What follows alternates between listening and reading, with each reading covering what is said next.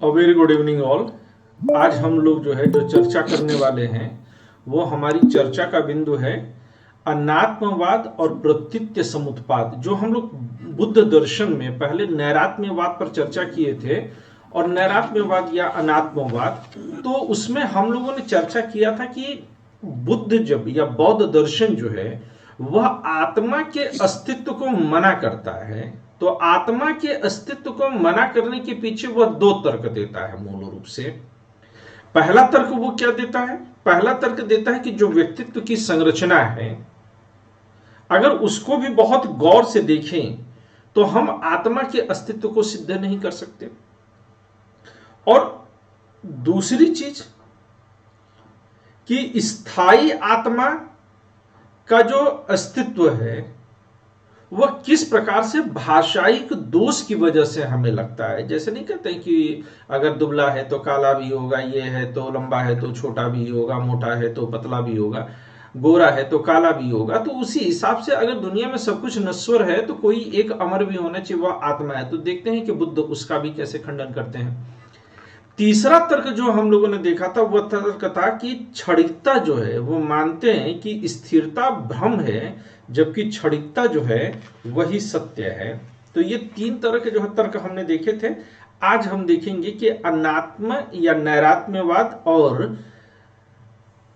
प्रतीत्य समुत्पाद, इन दोनों के बीच का संबंध क्या है। अगर ये संबंध देखेंगे तो हमें ये दिखाई देगा कि प्रतीत्य समुत्पाद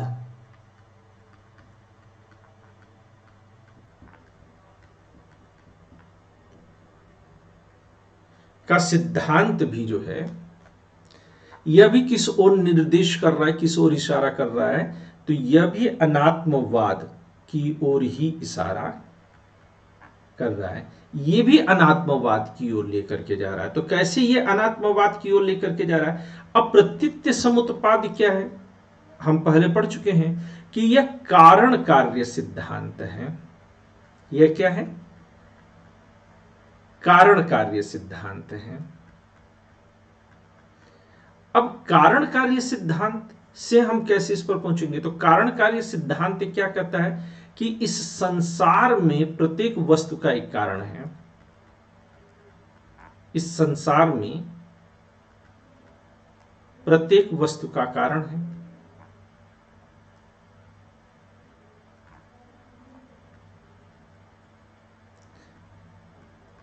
या हम इसको ऐसे भी कर सकते हैं कि कोई भी वस्तु बिना कारण के नहीं है। दोनों एक ही बात है।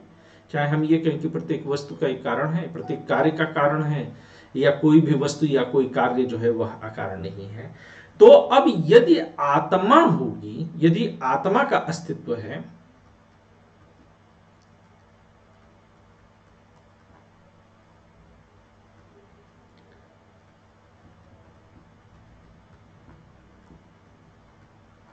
तो फिर आत्मा का भी कारण होना चाहिए। तो आत्मा का भी कारण होना चाहिए। बहुत सिंपल सी बात है।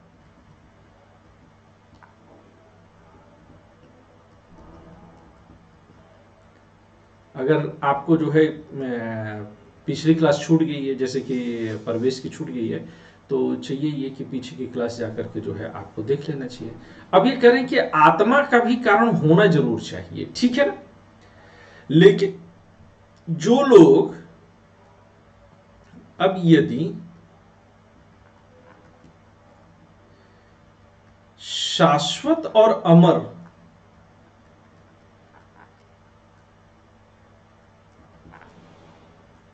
और अनादि, या अनादि का मतलब कि जिसका कभी प्रारंभ नहीं हुआ। अब देखिए, अगर किसी वस्तु का कारण है और कोई वस्तु कार्य है, तो कार्य जो वस्तु होगा उसका प्रारंभ होगा कहीं पर, उसका आदि कहीं होना चाहिए। लेकिन आत्मा को कैसा माना गया है? तो आत्मा अनादि है। अनादि होने के कारण उसका कारण नहीं हो सकता, क्योंकि कारण जिसका होगा उसका प्रारंभ हो जाएगा, है ना? वो जन्म लेगी कोई चीज, कारण से कार्य जन्म लेती है। हाँ परवेश बोलो। हाँ सर, आदि का मतलब क्या होता है? जिसका कोई प्रारंभ न हो। आदि शब्द का मतलब होता है प्रारंभ, शुरुआत। तो अनादि शब्द का मतलब हुआ जिसका कोई प्रारंभ न हो, जिसकी कहीं से कोई शुरुआत ना हुई हो। तो अब यदि शाश्वत और अमर और अनादि आत्मा को आप मान लें, तो फिर इसका आप कारण नहीं ढूंढ सकते हैं। शाश्वत और अमर और अनादि आत्मा का कारण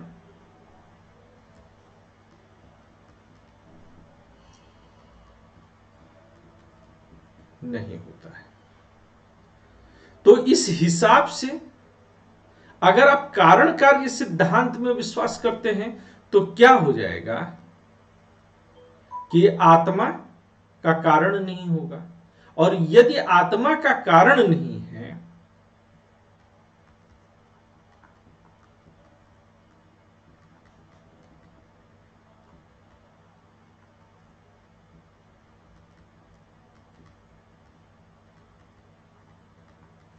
अब यदि आत्मा का कोई कारण नहीं है तो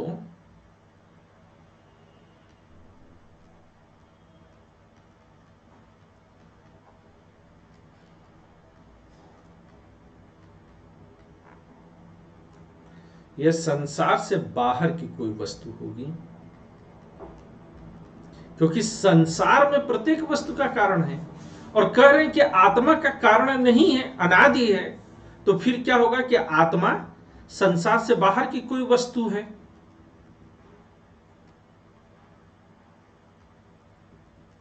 मानना पड़ेगा।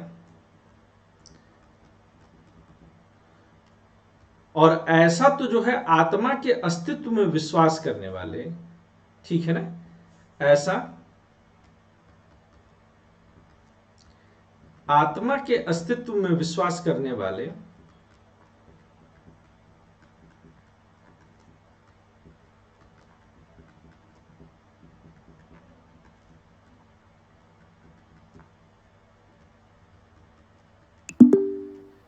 कतई नहीं मानेंगे।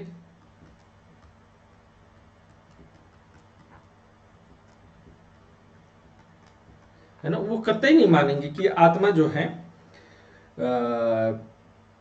संसार के बाहर की चीज है, वो ब्रह्मांड की चीज नहीं है। क्योंकि आत्मा को रहना तो आपके शरीर के साथ ही है।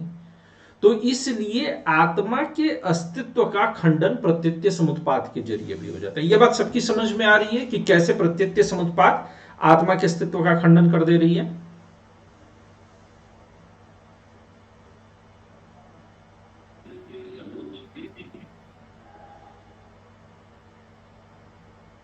सर एक बार फिर से समझ दीजिए। प्रत्यत्य समुत्पाद कहता है परवेज कि हर एक चीज का कारण है, और जिस भी चीज का कारण है यस वह सर। जन्म लेती है। जैसे तुम्हारे कारण तुम्हारे माँ बाप हैं, यस तो सर। तुम अपने माँ बाप से जन्म लिए हो। तुम अपने बच्चे का जो है कारण हो। Yes sir. तो इस संसार में जो चीज भी कारण यस सर। कार्य है वह किसी न किसी कारण से जन्म लेगी। अब आत्मा को तो कहते हैं कि यह अनादि अनंत यस। है, न पैदा होती है न खत्म होती है। हाँ। तो जब अनादि अनंत है तो इसका मतलब इसका कारण भी नहीं हो सकती। और अगर कारण नहीं हो सकती तो इस संसार की नहीं हो सकती, क्योंकि इस संसार में जो कुछ भी है उसका कारण है। Yes sir. और अगर हम ये मान लें तो फिर हमें मानना पड़ेगा कि बिना कारण वाली जो आत्मा है वो इस संसार के बाहर की चीज, इस संसार में नहीं है। तो ऐसा तो आत्मा को मानने वाले भी नहीं मानना पसंद करेंगे। बहुत यस सिंपल सर। सी बात है ये। ठीक है ना, अफसाना तुम्हें यस ये सर, बात समझ समझ में गया। आ गई?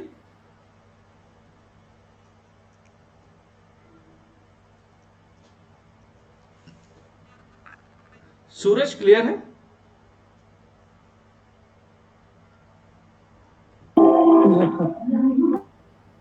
ठीक है। तो अब क्या हो जाएगा?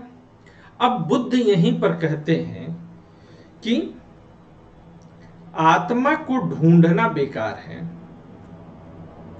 आत्मा को मैं लिख दे रहा हूं, खोजना बेकार है।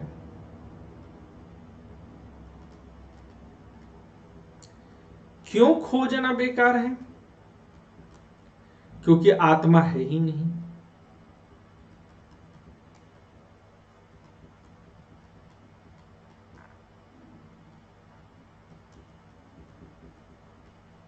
और इसीलिए अगर आप देखेंगे तो शायद दुनिया में कुछ लोग ऐसे जरूर मिल जाएं, आत्मा नहीं है इसलिए आत्मा मिलती भी नहीं है।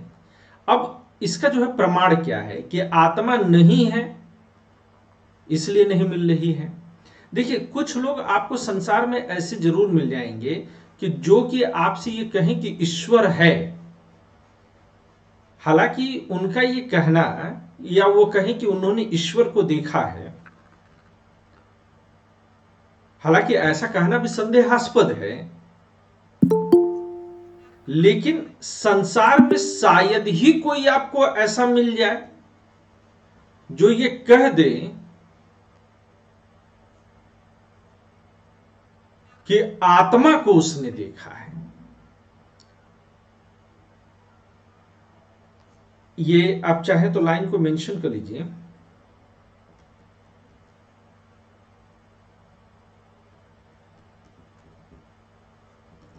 कि आत्मा को मैंने देखा है,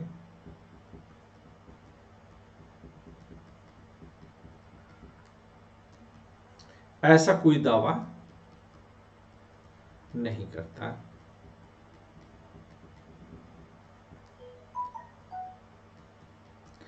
क्यों नहीं करता? क्योंकि आत्मा देखा ही नहीं। अब सबसे कहते हैं कि आत्मा ढूंढो, आत्मा ढूंढो, आत्मा को पालो, आत्मा को जानो। तो बुद्ध बड़ा मजाक बनाते हुए कहते हैं, बौद्ध दर्शन कहता कि यह संभव कैसे है भैया कि आप आत्मा को जान लोगे? तो कहते हैं ये ठीक ऐसी है जैसे एक खूब गुप्त अंधेरा हो, घना अंधेरा वाला कमरा हो, और उस कमरे में किसी से हम कहें कि तुम एक काली बिल्ली को ढूंढो, जबकि हमें यह पता ही नहीं है कि उस कमरे में बिल्ली है कि नहीं है। तो इसलिए बिल्ली ढूंढना वहां पर बेकार है।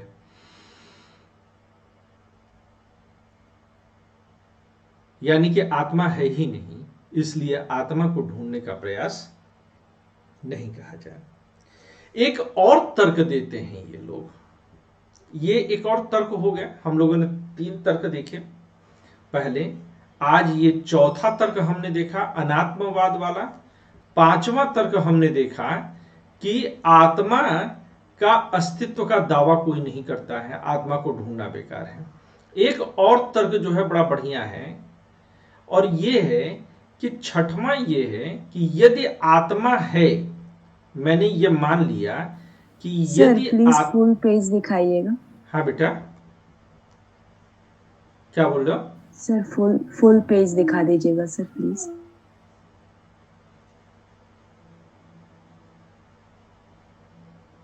सर अभी क्लास में इतना आप लिखवाए हैं।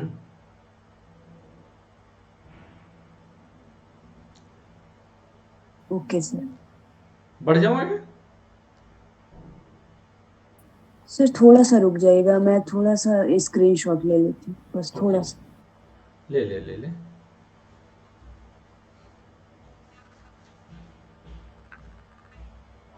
हो गया सर। ठीक है।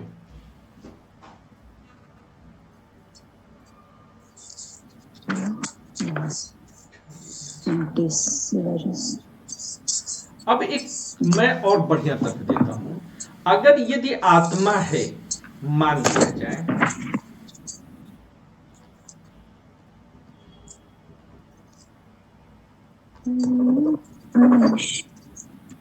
अगर ये मान लिया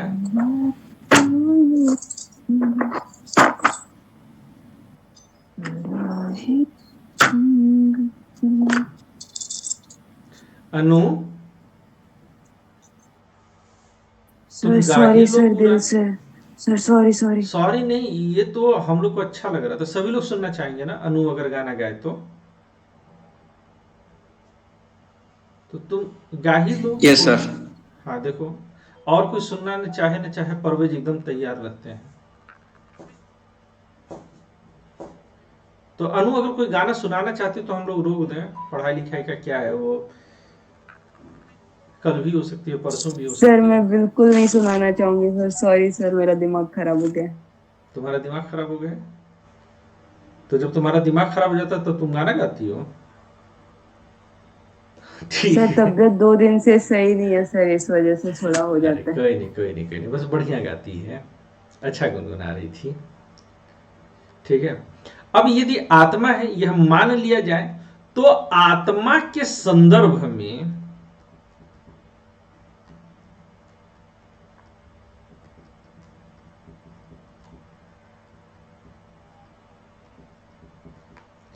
इतनी मत भिन्नता क्यों? देखिए अब प्रश्न क्या आएगा कि बौद्ध दर्शन के अनुसार आत्मा के निराकरण के सिद्धांत की विवेचना करिए या फिर बौद्ध दर्शन के नैरात्मवाद की विवेचना करिए, तो आपको कम से कम 7-8 तर्क होने चाहिए। तो आत्मा के संदर्भ में इतनी मत भिन्नता कैसे है? अगर आत्मा है तो जाहिर सी बात है कि एक ही बिंदु आपको मान लेनी चाहिए थी। अब क्या क्या मत भिन्नता है, कैसे कैसे लोग मानते हैं कि जो है अलग अलग है? तो ये कहते हैं कि जितने लोग को देखिए वह अलग अलग तरीके से जो है आत्मा के बारे में बताते हैं। जैसे कि शंकराचार्य क्या कहते हैं इस बारे में? शंकराचार्य कहते हैं कि संसार में एक ही आत्मा है,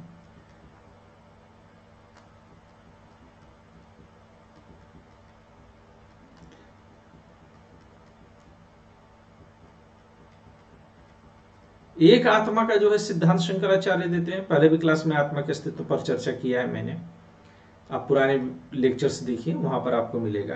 तो रामानुज क्या कहते हैं, या यहीं पर मैं सांख्य को पहले ले लूं, रामानुज के पहले भी सांख्य में।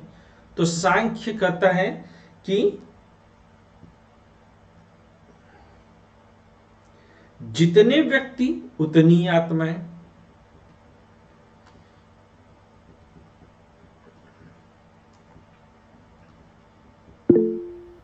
हाँ अफसाना बोलो।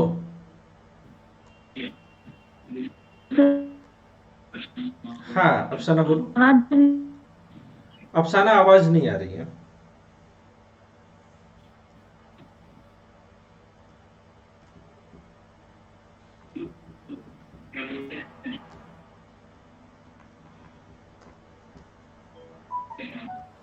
अफसाना कुछ बोलना चाह रही हो?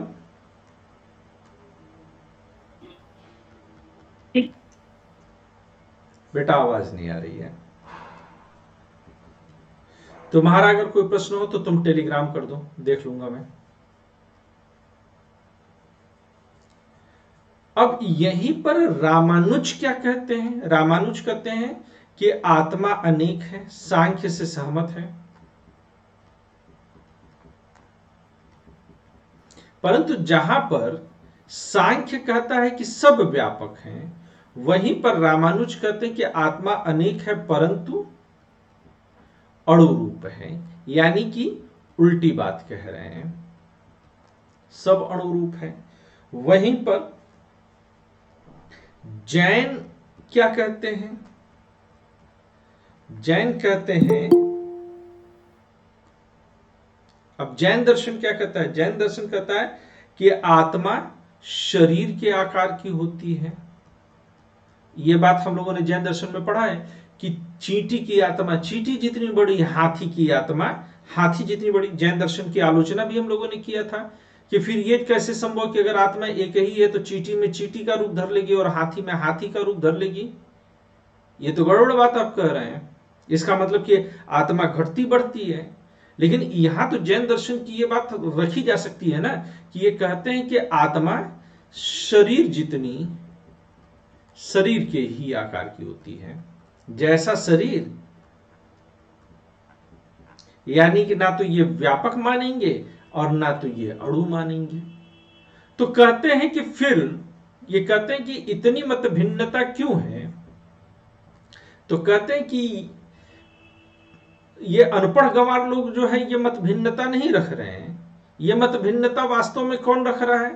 तो कह रहे हैं कि यह मत भिन्नता किसकी है? जो बड़े बड़े संत ऋषि पढ़े लिखे लोग हैं, जो आत्मा के अस्तित्व को समझने का दावा कर रहे हैं, यह उनकी मत भिन्नता है। तो कह रहे हैं कि ये वे कंफ्यूजन पैदा कर रहे हैं। तो कह रहे हैं कि यह मत भिन्नता क्यों है?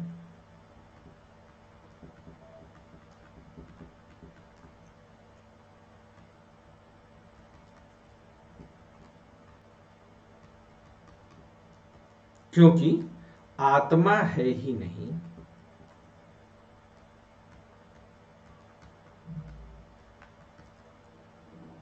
अब बुद्ध यहीं पर एक तुलना करते हैं, इसको याद रखिएगा। बुद्ध कहते हैं कि आत्मा की खोज, ये इस स्टेटमेंट को याद रखिएगा, बुद्ध के अनुसार आत्मा की खोज उस पागल प्रेमी लड़के की तरह है जो अपनी खूबसूरत प्रेमिका को पाने के लिए सीढ़ियां बना रहा है कि उसकी खिड़की तक पहुंच करके वह प्रेमिका को ले आएगा।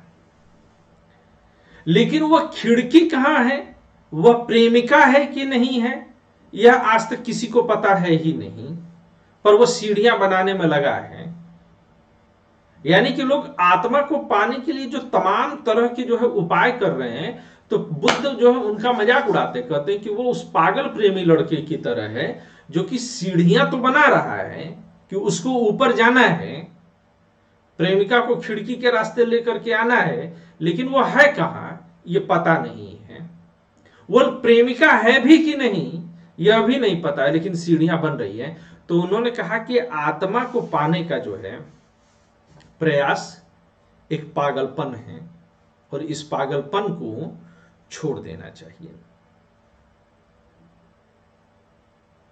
क्लियर बात है ना? यहां तक की पॉइंट क्लियर है? Yes sir, yes sir.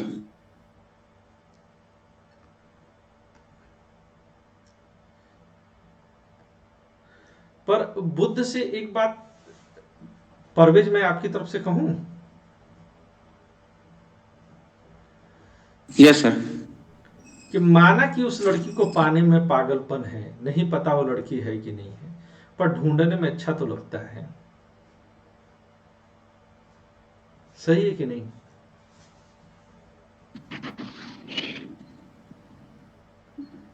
तो 6 पॉइंट हमने क्या बोलूं? क्या बोलूं 7वां पॉइंट ले लेते हैं। नहीं, तब तक तो बोला ही जा सकता है जब तक कि उस पागलपन का एहसास ना हो जाए, है कि नहीं? 7वां पॉइंट ये कहते हैं कि आत्मा के बारे में तो कहते हैं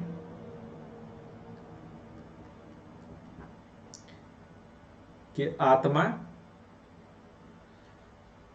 क्या अस्तित्व मानने का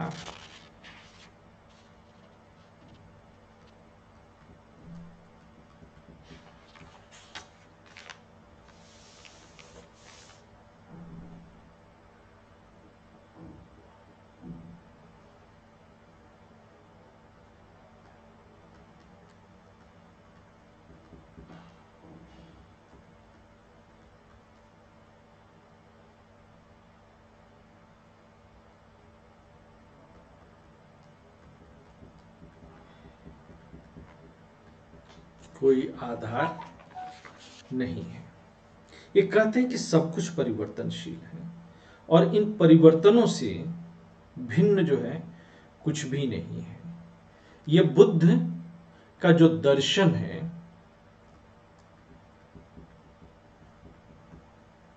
ये बुद्ध का दर्शन किस रूप में जाना जाता है?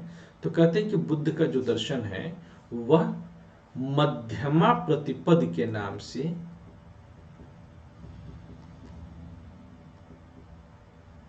जाना जाता है या मध्यम मार्ग के नाम से जाना जाता है। तो यह मध्यम मार्ग के नाम से जाने जाने का मतलब क्या है? तो कहते हैं कि दो विपरीत सिद्धांतों के मध्य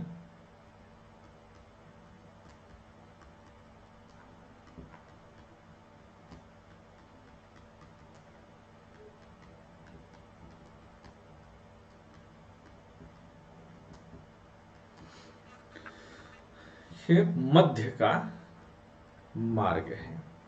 तो दो विपरीत सिद्धांत कौन से हैं? तो एक सिद्धांत को हम जानते हैं कि इसका नाम है उच्छेदवाद और दूसरे का नाम है शाश्वतवाद।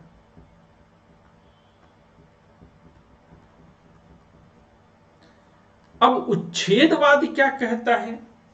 अगर हम उच्छेदवाद के सिद्धांत को ले लें तो उच्छेदवाद कहता है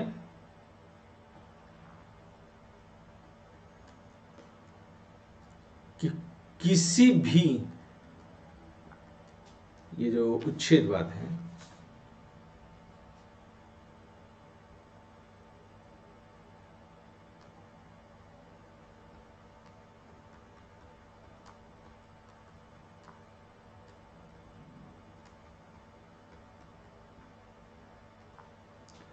अस्तित्व शाश्वत नहीं है, निरंतर नहीं, बस शाश्वत की जगह निरंतर नहीं रहता है। वहीं पर शाश्वतवाद क्या कहता है? शाश्वत कहता है कि किसी भी वस्तु का अस्तित्व समाप्त नहीं होता।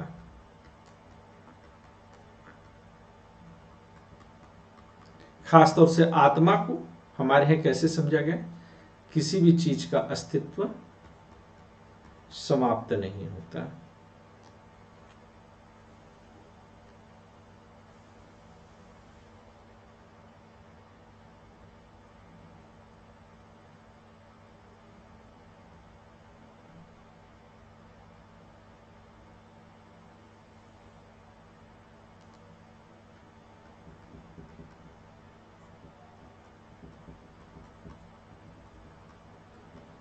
समाप्त नहीं होता।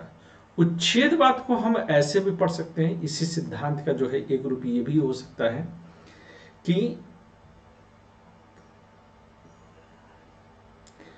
परिणाम अगर बिल्कुल नया है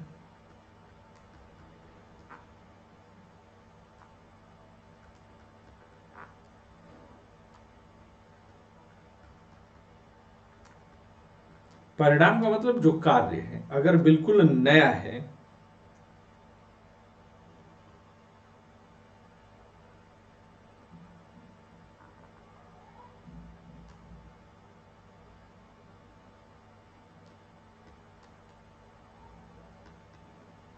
तो वह कारण से नहीं निकला है।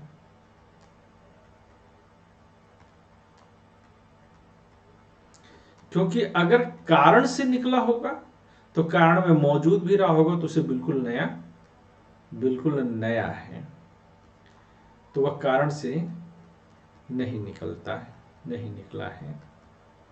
तो वहीं पर शाश्वतवादी क्या मानता है इसको? शाश्वतवाद कहता है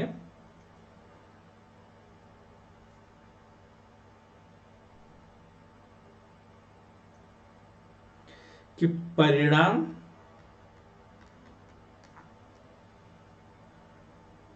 परिणाम को आप कार्य शब्द भी लिख सकते हैं।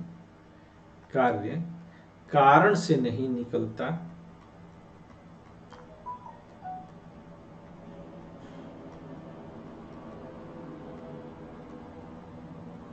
कारण से नहीं निकलता, वह केवल दिखाई देता है। मतलब ऐसा जो है प्रतीत होता है कि वह निकल रहा है।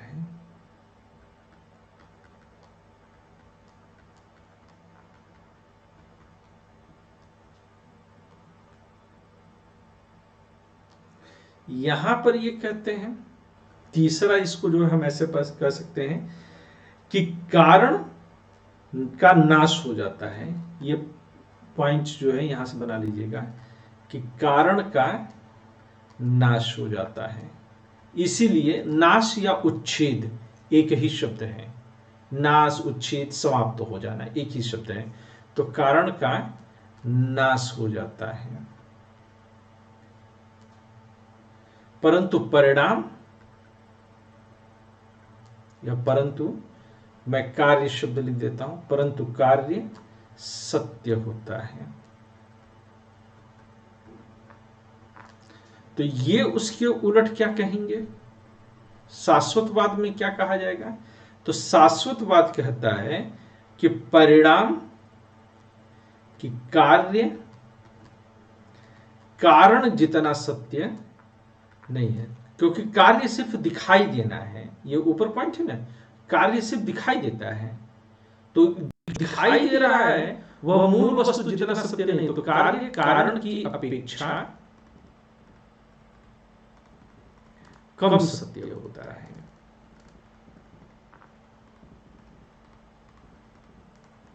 ये उच्छेदवाद और शाश्वतवाद का डिफरेंस। जरा आप लोग तीनों पॉइंट पढ़ करके देखिए, ये तीनों पॉइंट समझ में आ रहा है या कहीं दिक्कत हो रही है? पढ़ करके देखिए, मैं तब तक पानी लूं। सर पूरा पेज कर दीजिएगा। ये पूरा पेज ही तो है सर, ऊपर का एरो नहीं दिख रहा है कि किसी भी चीज का अस्तित्व निरंतर नहीं रहता। मैं थोड़ा हट गई थी सर, वो 1 मिनट उच्छेदवाद बाद। है। Okay sir. और इधर वाला शाश्वतवाद है।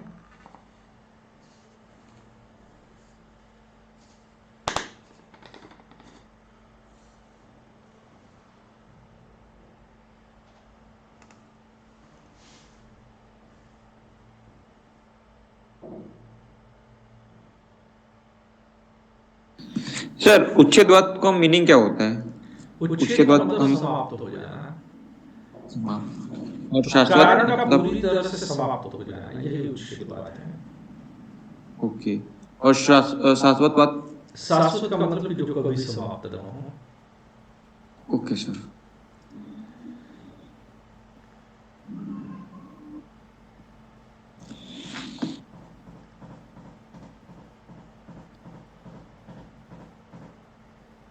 सर मेरे को एक चीज है, यहाँ से भटक रहा हो या कोई अलग ही चीज, मेरे को दिमाग में ये आ रहा है कि आपने पॉइंट लिखवाया था, परिणाम अगर बिल्कुल क्या लिखा है, बिल्कुल नया है तो वो कारण से।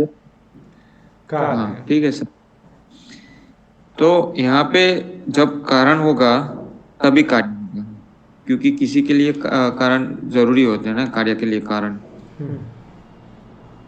तो यहाँ पे मेरे को कंफ्यूजन जैसा लग रहा था कि उसकी मेंटेलिटी ये यही चीज कहने की है कि कोई भी अगर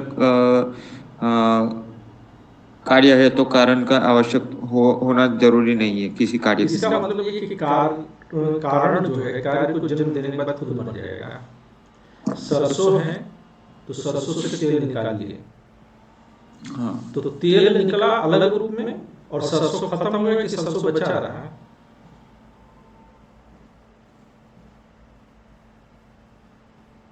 सरसों से तो बट उसमें से जो तेल निकला वही चीज तो सरसों में थी ना सर। तो सरसों को जो है आप मसाले में भूज करके खा भी सकते हो। क्या सरसों का स्वाद और तेल का स्वाद एक ही होता है? नहीं सर, वो नहीं होता। ठीक है, यस सर।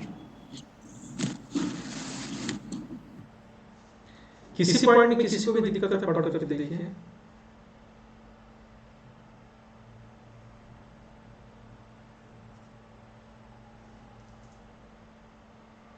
सर ये तीसरी वाली, कार्य कारण की अपेक्षा कम सत्य होती है। तो मतलब कार्य शाश्वतवाद के अनुसार कार्य पूरी तरह से नई चीज नहीं है, बल्कि कारण का ही वह परिवर्तित रूप हमको दिखाई देता है। जैसे आप गेहूं से आटा पीस लीजिए, तो जो गेहूं के गुण होंगे वो आटे में मौजूद होंगे। तो गेहूं समाप्त नहीं हुआ, बल्कि वह आटे के रूप में बदल बस भर गया है। तो मूल तत्व अभी भी क्या मानेंगे आटे का? गेहूं ही तो मानेंगे ना।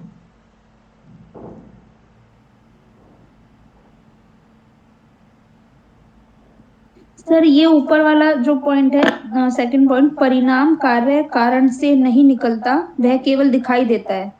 हाँ, मतलब कि ये वो मुझे कुछ निकल, समझ जैसे निकल करके आ गया और कारण समाप्त हो गया, अब केवल कार्य ही बचा। तो कह रहे कि ऐसा नहीं होता है। कारण का कार्य में बदलना एक केवल जो है आभासी घटना है, जैसे बर्फ का पानी के रूप में बदल जाना।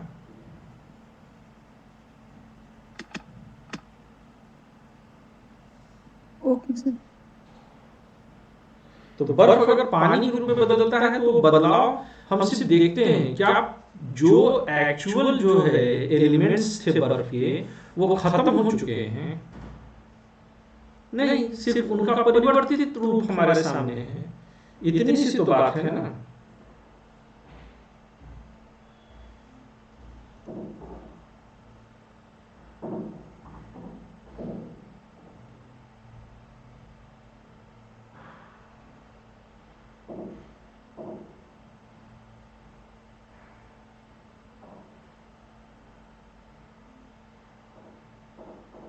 अभी भी किसी को दिक्कत है किसी पॉइंट में? मैं रुक कर इंतजार कर रहा हूँ।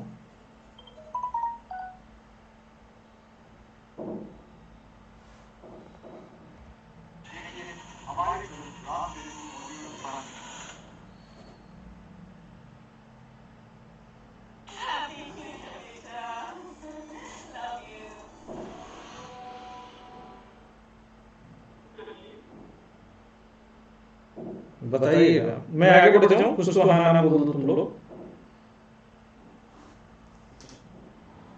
Yes sir.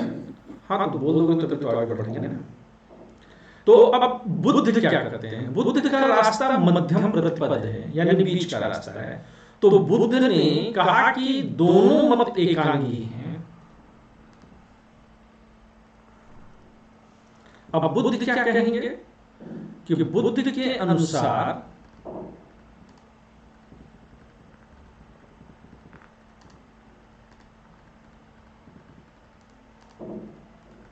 दोनों मत एकांगी है, दोनों सही नहीं है। वो क्या कहते हैं? अब बुद्ध के अनुसार फिर क्या सही है? बुद्ध के अनुसार कार्य कारण के जैसा भी नहीं है। कार्य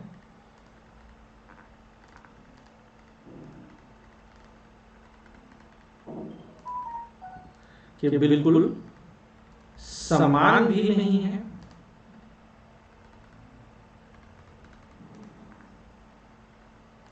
और पूरी तरह से भिन्न भी नहीं है।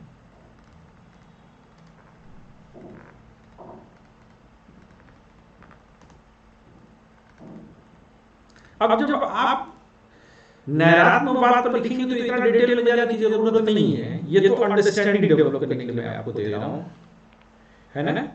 तो फिर कैसा है? तो कहते हैं कि कार्य कुछ कारण जैसा भी है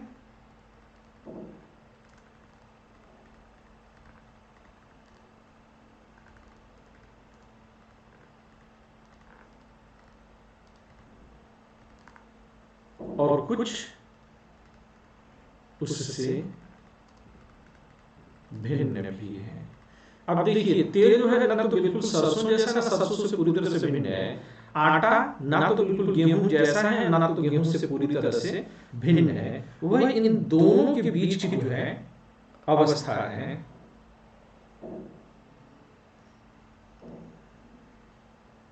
तो कहते हैं कि फिर होता कैसे है? तो ये कहते हैं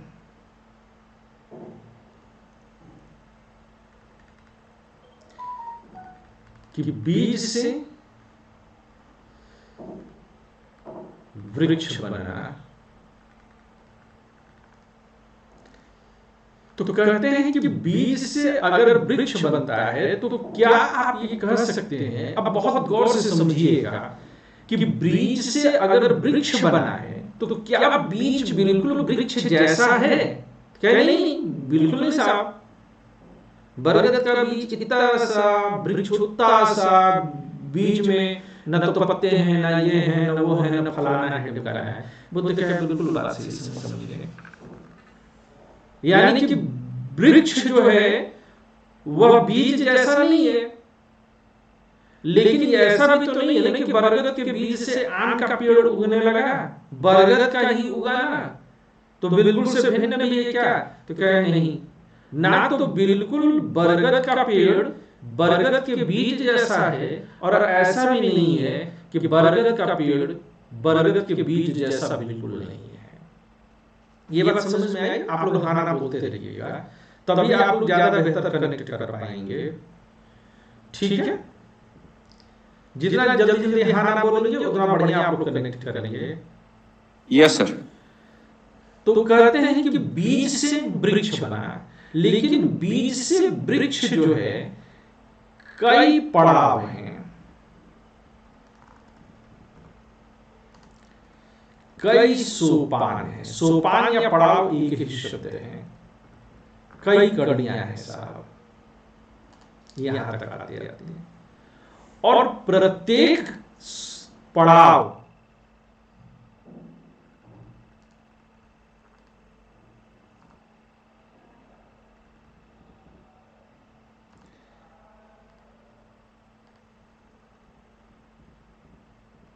ये कहते हैं कि प्रत्येक पड़ाव जो होता है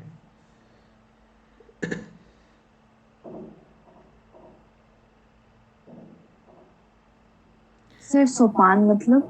पड़ाव दे बोला तो है अभी। Okay sir. प्रत्येक पड़ाव अगले पड़ाव का कारण है, ये बात सही है।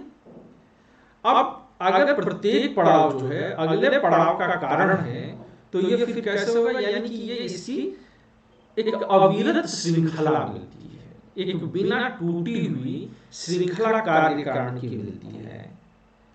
ठीक है, इस श्रृंखला में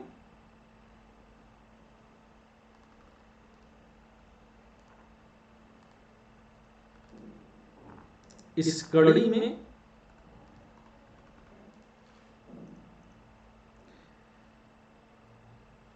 हर कड़ी, हर पड़ाव, सॉरी, श्रृंखला में हर पड़ाव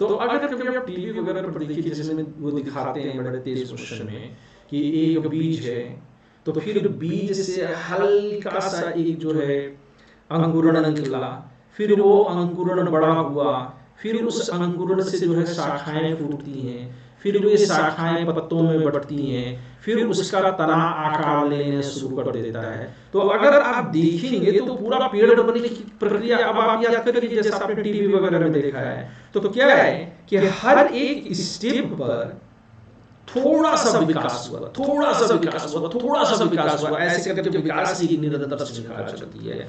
और हर एक जगह वह जो विकास हुआ है वह अपने पीछे वाले, ठीक पीछे वाले चैनल से, कड़ी से थोड़ा सा डिफरेंस लाता है। अचानक से जो है बीज वृक्ष बन गया है, धीरे धीरे करके बना है। तो समानता धीरे धीरे धीरे धीरे धीरे करके पूरी तरह से असमानता बदलती है। लेकिन पहली अवस्था और अंतिम अवस्था की अगर आप तुलना करेंगे तो पूरी तरह से असमानता दिखेगी। लेकिन इमीडिएट एक के बाद दूसरा वाला अगर आप देखेंगे तो पूरी तरह से असमानता दिखेगी, यानी कि असमानताओं की छोटी छोटी श्रृंखलाएं पूर्ण असमानता को तैयार कर रही हैं। बात समझ में आ रही है कि नहीं?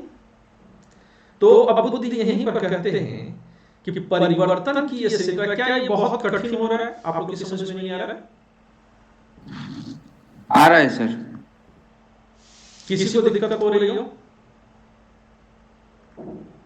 नहीं सर। अनिका, अफसाना, आ रहा है सर, आ रहा है सर। अनु, सूरज, सम्राट, अभी तक तो सही है सर। सही है। मैं ये दर्शन शास्त्र को दिक्कत लगी शुरू में समझने में, क्योंकि बहुत दिमाग खोलने वाली चीज है। और हुआ क्या कि हम लोग को जिस तरह से पढ़ाया गया है उसमें सोचने से पूछने से मना किया जाता है। पर एक बार दर्शन शास्त्र जैसे जैसे आगे बढ़ेगा तो हर सब्जेक्ट को समझने की जो है ताकत पैदा करेगा। तो क्या कहते हैं कि परंतु यह परिवर्तनों की श्रृंखला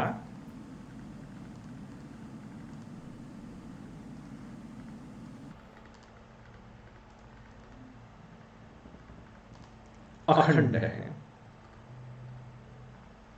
यानी कि एक हिस्से से दूसरे हिस्से को पूरी तरह से आप अलग नहीं कर सकते, है ना। हर कड़ी में कुछ नयापन है, हर पड़ाव में कुछ नयापन जरूर रहता है।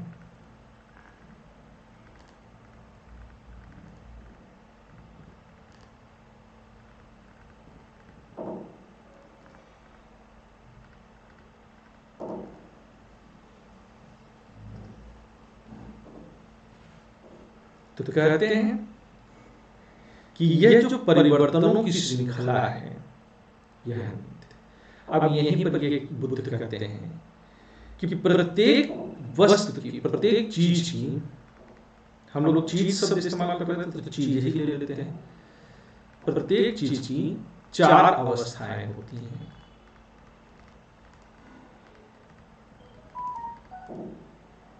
चार अवस्थाएं कौन कौन सी हैं? तो पहली अवस्था होती है उत्पत्ति या जन्म लेना। दूसरी अवस्था कौन सी हुई? तो कहते हैं स्थिति।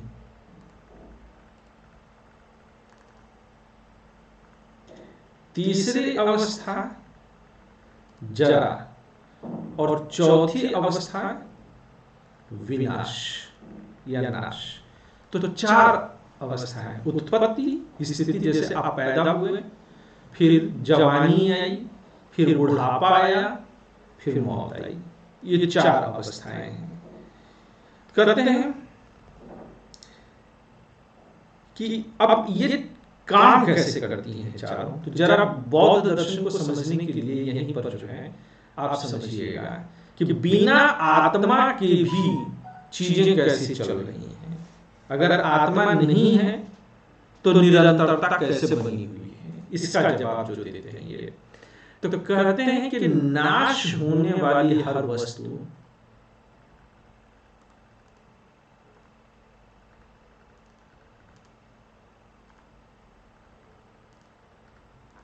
नाश होने वाली प्रत्येक वस्तु आने वाली चीज पर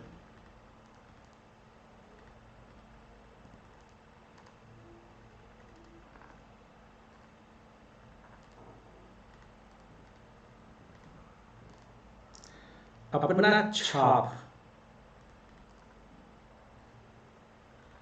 या संस्कार छोड़ देती है।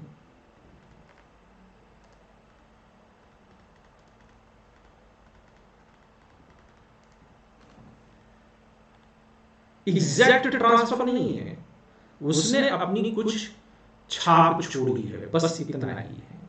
और वही छाप अगले वस्तु में कैरी करते हैं। जैसे बचपन में कई बार आपसे कहा गया होता है कि माँ बाप अपने बच्चों के संस्कार में जिंदा रहते हैं। ये शब्द सुना होगा आपने कि माँ बाप अपने बच्चों की, इसलिए आपसे कहा जाता है कि आप कहीं पर भी गए तो अच्छे संस्कार दिखाइए, क्योंकि आपके अच्छे संस्कार ही आपके माँ बाप की पहचान है। क्योंकि उन्होंने, माँ बाप ने आप में क्या छोड़ा? वो संस्कार ही छोड़ा है। पिछली क्लास में भी मैंने चर्चा की थी कि जो आधुनिक मनोविज्ञान है, जो आधुनिक साइकोलॉजी है, साइंस है, वो भी ये मानती है कि आपका जो व्यक्तित्व है वो किसी स्थायी आत्मा की वजह से नहीं है। वो बहुत सारी परिस्थितियां हैं, आपका एजुकेशन, आपकी ट्रेनिंग, आपका जो माता पिता से मिले अनुवांशिक गुण हैं, जो आपकी परिस्थितियां हैं, जो आपका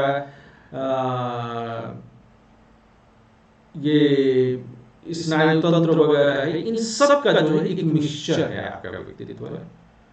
और उसमें सबसे अधिक अगर बाह्य जगत अगर जो है टच करता है या समझता है तो वो संस्कार है। संस्कार कहाँ से मिले हैं? आपके माता पिता के जरिए जो आपको ट्रेनिंग की गई। तो ये जो छाप छोड़ी गई है, इसी छाप से अगली चीज आगे बढ़ती है। ये संस्कार। अब ये संस्कार यहाँ पर उस अर्थ में नहीं जिस अर्थ में हम समझते हैं, बल्कि संस्कार असर है। यहाँ पर संस्कार का मतलब क्या है? एक असर है जिसको कि आने वाली वस्तु कैरी करती है। एक जैसे रिले दौड़ होती है, तो रिले दौड़ में क्या होता है कि एक धावक दौड़ता दौड़ता आता है, फिर वो रिले जो होती है वह अगले धावक को थमा देता है, फिर अगला धावक दौड़ करके जाता है, फिर अगले। अब आप समझिए कि यही संस्कार है, और हर बार संस्कार जब अगले को ट्रांसफर होगा तो उसका रूप थोड़ा सा परिवर्तित हो जाएगा। रिले की दौड़ में जो रिले होती है, जो मशाल होती है, वो सेम होती है, लेकिन जब संस्कारों की दौड़ होती है तो वो थोड़ा सा बदल जाती है। तो ये कहते हैं कि वो संस्कार है, छोड़ती है, और इसी संस्कार के माध्यम से, इसी छाप या संस्कार के माध्यम से पुरानी चीज, पुरानी वस्तु नए वस्तु में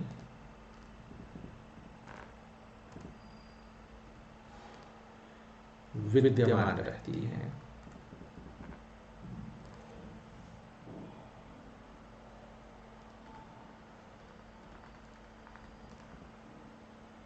मसाल की लक्ष्य तरफ, मैं गति पर नहीं जा रहा हूं, मैं मसाल तक ही रह रहा हूं, और मसाल भी अगर ना हो तो रिले हो, तो आप उसकी रफ्तार चेंज कर सकते हैं, परंतु जो कंटेंट जो है उस रिले की है वो तो नहीं बदलती है ना। तो मूल भाव को समझिए। तो पुरानी वस्तु नए वस्तु में विद्यमान रहती है, इसी संस्कार के माध्यम से, पुत्र के माध्यम से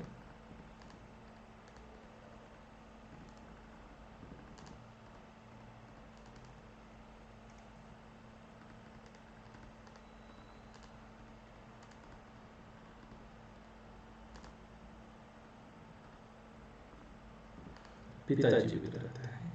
इसी को आप संतानवाद भी कह सकते हैं। यही क्या है?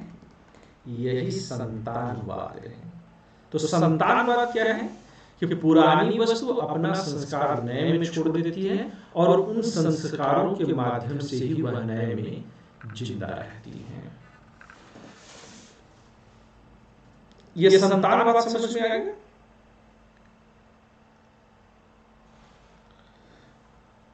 ये संतानवाद फिर क्या हुआ? तो अगर संतानवाद कहें तो यह शाश्वतवाद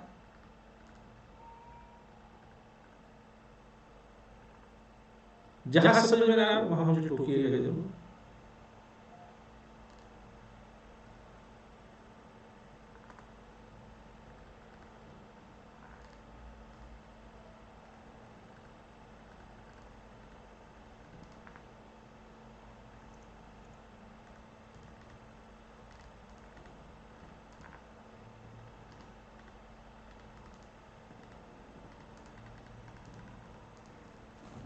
शाश्वतवाद और उच्छेदवाद के मध्य की यह कड़ी है।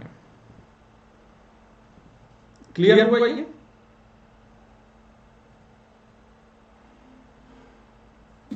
Yes sir. सर थोड़ा छोटा कीजिए ना इसको।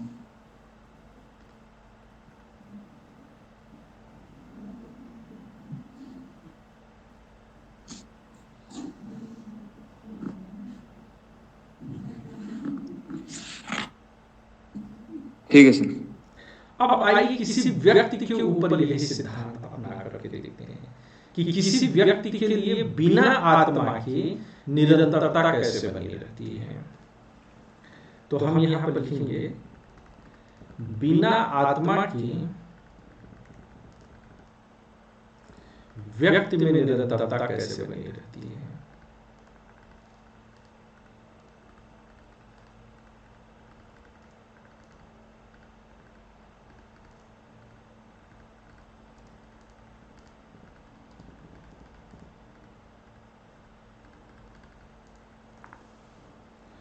बिना आत्मा के व्यक्ति में निरंतरता कैसे बनी रहती है।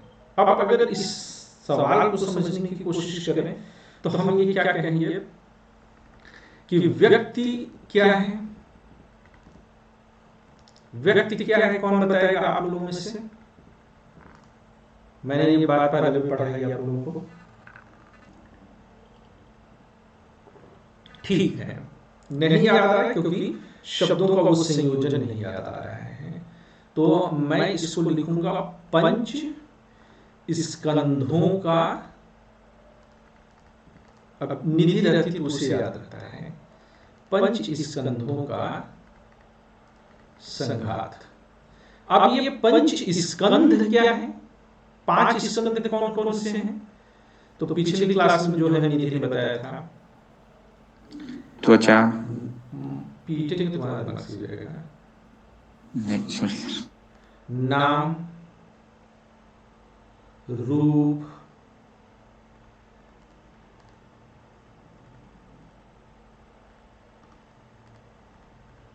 विज्ञान, मैं क्रम थोड़ा सा गड़बड़ करेंगे, वेदना और संस्कार। इनमें से नाम, रूप, विज्ञान, वेदना, संस्कार, 5 हुए, तो ये 5 स्कंध हैं। तो सर आपने संज्ञा भी लिखवाया था।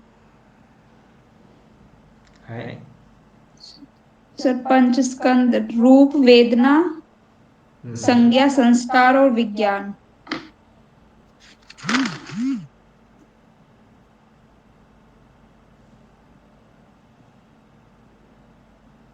नाम, रूप और क्या क्या लिखा था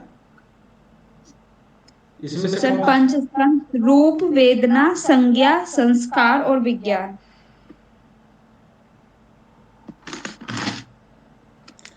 एक्चुअली में ये गड़बड़ क्यों हो रहा है, मैं इसको थोड़ा सा इसको जो है क्लियर करना पड़ेगा। हाँ, मैं कह रहा था कि गड़बड़ हो रहा है मुझसे। एक्चुअली में इसको मुझे ऐसे लिखना था, लिखने में गड़बड़ी हुई तो देखिए, नाम रूप में एक है नाम। नाम कितने प्रकार के हैं? 4 प्रकार के। नाम स्वयं में कोई चीज नहीं थी, और एक है रूप। ठीक है, 4 प्रकार के जो है रूप नाम है। कौन कौन से? संज्ञा,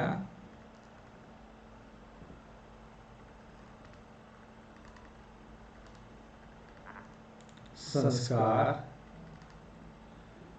विज्ञान और वेदना। अब सही है अनिका? Yes sir.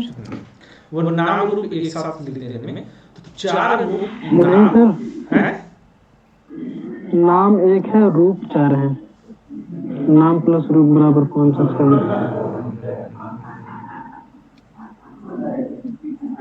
मैं मैसेज किया था सर। सर ये में यस सर अभी सही है। हाँ, अभी सही है। आज मेरा ही दिन में मेरी रात खराब है आज। तो रूप, हाँ, रूप जो है 4 प्लस एक नाम। शुरू में यही तो लिखने की कोशिश किया था, गड़बड़ कर गया था। हाँ, बार बार ये होता है कि एक बार एक दिन गड़बड़ होता है, सब गड़बड़ होता रहता है। तो ये जो है 4 रूप हैं और एक नाम, कुल मिलाकर के नाम रूप 5 हो गए। तो पंच स्कंद जो है ये व्यक्ति हैं। अब ये क्या है कि पंच स्कंद जो है, थैंक यू तुम दोनों को, दोनों लोगों ने जो है मदद की।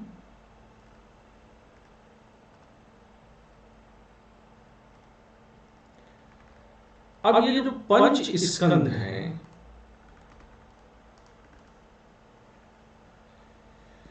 ये निरंतर बदलते रहते हैं।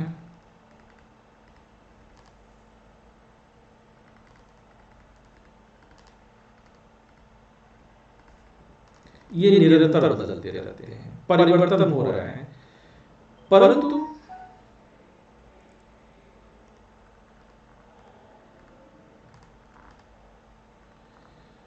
प्रत्येक अवस्था, परंतु बदलाव की जो प्रत्येक अवस्था है वह क्या कर रही है, पहले की अवस्था के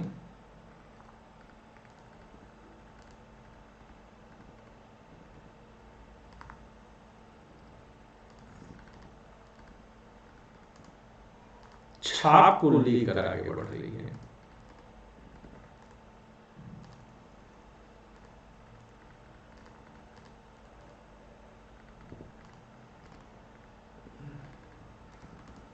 और इस तरह से क्या होता है कि निरंतरता बनी रहती है। तो शाश्वतता क्या है कि परिवर्तन इतनी तेजी से हो रहे हैं और उनमें कॉन्टिन्यूटी है कि वह निरंतरता दिखाई देती है। यही चीज जो है अब क्या है कि अब अगर जो है आप किसी से कहते हैं कि आप 5 वर्ष पूर्व पहले उससे मिले हैं, तो अब होगा क्या कि 5 वर्ष पूर्व आप भी बदल चुके, क्योंकि परिवर्तन लगातार हो रहा है और वह आपका मित्र जो 5 वर्ष पहले मिला था वो भी बदल चुका है।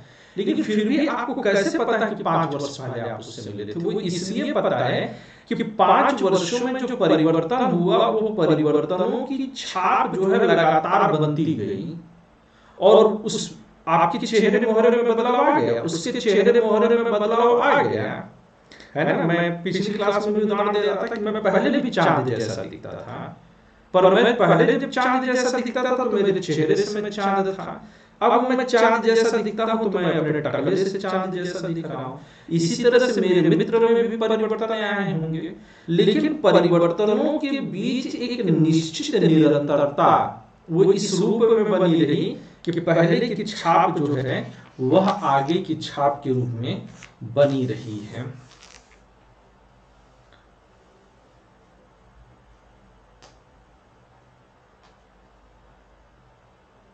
कि वह उससे भिन्न नहीं है। तो मनुष्य क्या है, व्यक्ति क्या है, आत्मा की जरूरत नहीं व्यक्ति को परिभाषित करने के लिए, पंच स्कंद ही परिभाषित कर सकते, क्योंकि आत्मा को रख लेने से हमने देखा कि ढेर सारी दिक्कत आ जाती है ना। सबसे बड़ी बात, कारण कार्य का सिद्धांत ही खारिज हो जाता है। यह बात समझ में आ रही है?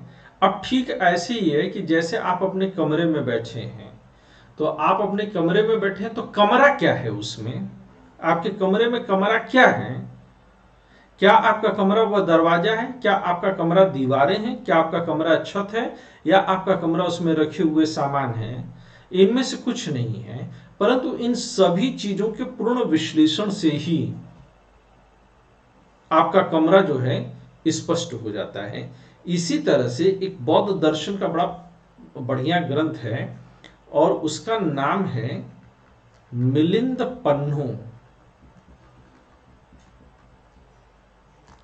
इसको हिंदी में बोला जाता है मिलिंद के प्रश्न। इसमें दो लोगों का डिबेट है। किसका किसका डिबेट है? इसमें एक तरफ नागसेन है। नागसेन कौन है? बौद्ध भिक्षु हैं। और दूसरी तरफ शक राजा मिनांडर है। मिनांडर को ही संस्कृत के ग्रंथों में मिलिंद बोला गया है। तो एक तरफ मिनांडर है और एक तरफ नागसेन है। जब मिनांडर को यह पता चला कि बौद्ध धर्म में लोग जो है वह आत्मा के अस्तित्व में विश्वास नहीं करते हैं, तो मिनांडर को बड़ा आश्चर्य हुआ। मिनांडर अपने रथ पर बैठ करके नागसेन के पास गया मिलने के लिए। अच्छा, पहले देखिए, पहले राजा महाराजा लोग जो है बातचीत में भी बड़ा यकीन रखते थे। तो जब मिनांडर के पास गया तो कहा कि भैया एक बात बताइए कि आप जो है आत्मा के अस्तित्व में विश्वास नहीं करते हैं? तो कहा नहीं। नागसेन ने कहा नहीं। तो मिनांडर ने पलट करके प्रश्न किया कि ये बताइए फिर मैं नागसेन से मिलने आऊंगा, ये नागसेन कौन है? क्या ये नागसेन आपका हाथ है, आपका पैर है, कि आपका नाक है, कि आपके बाल है? नागसेन कौन है? तो मिनांडर से नागसेन ने पलट करके प्रश्न किया। कहा कि अच्छा ये बताइए आप रथ से आए हैं? तो कहा हाँ। तो कहा रथ क्या है? वह घोड़े रथ हैं कि उसका पहिया रथ है, कि उसका ध्वजा रथ है, कि उसका सारथी रथ है, कि वह जो पीछे हुड पड़ा हुआ है वह रथ है? इनमें से किस चीज को आप रथ कहेंगे? तो अब मिनांडर चुप हो गया, क्योंकि उनमें से किसी एक चीज को रथ नहीं कह सकता था। तो नागसेन ने कहा कि इन सभी वस्तुओं के विश्लेषण को ही रथ कहा गया है, उसके विशेषण को ही रथ कहा गया है। एक निश्चित उपक्रम में जब वो मिलते हैं तो उनके विशेषण को रथ कहा गया है। इसी तरह से जो नागसेन है वह नाम और रूप से मिला हुआ जो पंच स्कंद है उसके विशेषण को ही आप नागसेन कहेंगे। नागसेन कोई निश्चित व्यक्ति या आत्मा का नाम नहीं है, यह पंच स्कंधों का ही नाम है। तो इस तरह से बौद्ध दर्शन में अनात्मवाद के जो है पूरे जो है स्वभाव का वर्णन किया गया है, नैरात्मवाद का। अब मैं इसको यहीं पर रोक रहा हूं।